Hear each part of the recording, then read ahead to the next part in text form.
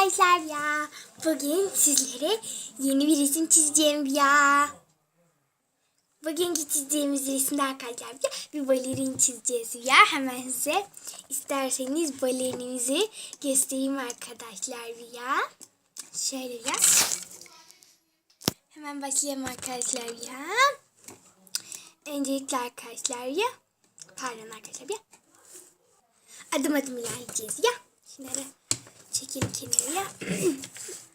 Bu çizimde acım bana yardımcı olacak ya. Hemen başlayalım ya. Ya.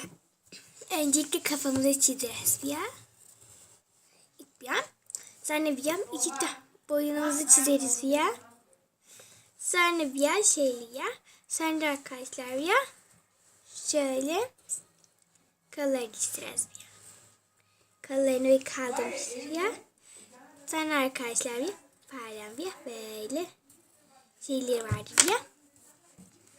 Şurayı sildirem birazcık bir. Şurayı da birazcık sildirem bir. Bitti ya. Şimdi ya. Böyle yaparız ya. Sonra bir de titisi vardır bunun ya böyle ya. Sonra böyle ayağı vardır ya. Sonra şu ayağı böyle gelmiştir ya. Bu da böyledir ya.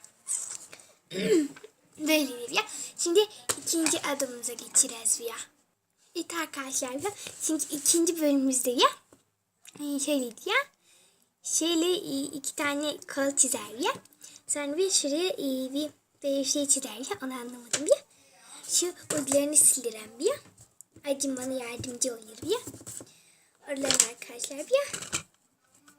Pardon arkadaşlar ya. Kameramız bozuldu birazcık ya. Böyle şeyler yapar ya. Böyle ya. Tane ya. Ayakkabı yaparız ya. Böyle. Hani böyle ya. Sonra ya böyle ya. Sonra böyle ya. Böyle ya. İyi arkadaşlar ve şimdi 3. bölüme geçelim ya. İyi arkadaşlar ya 2. bölüm çok güzel ve saçı ve gözleri yaparız ya. Şimdi ya saçımız şeydir ya. Şöyle böyledir ya. Şöyle olmuştur ya.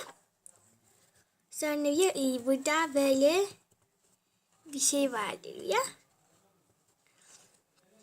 Sonra da ya buradan şöyle bir şey vardır ya. Ve böyledir ya. İyi arkadaşlar ya ve gözlerimiz vardır ya. İyi arkadaşlar ve gözleri çizdiğimiz orada ya.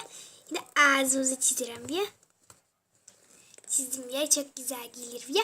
Şimdi dördüncü bölüme geçelim. Arkadaşlar dördüncü bölüm boyamadır ya. Hemen boyayalım ya. Öncelikle ya. İp ya. Şimdi ya. Bir sunularak ayakkabılar ya. İyi arkadaşlar. Şimdi arkadaşlar ya.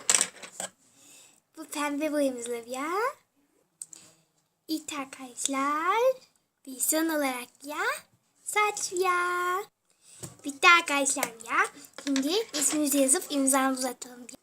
İyi arkadaşlar ya. Hepinizi çok seviyorum ya. Abone olmayı unutmayın ya.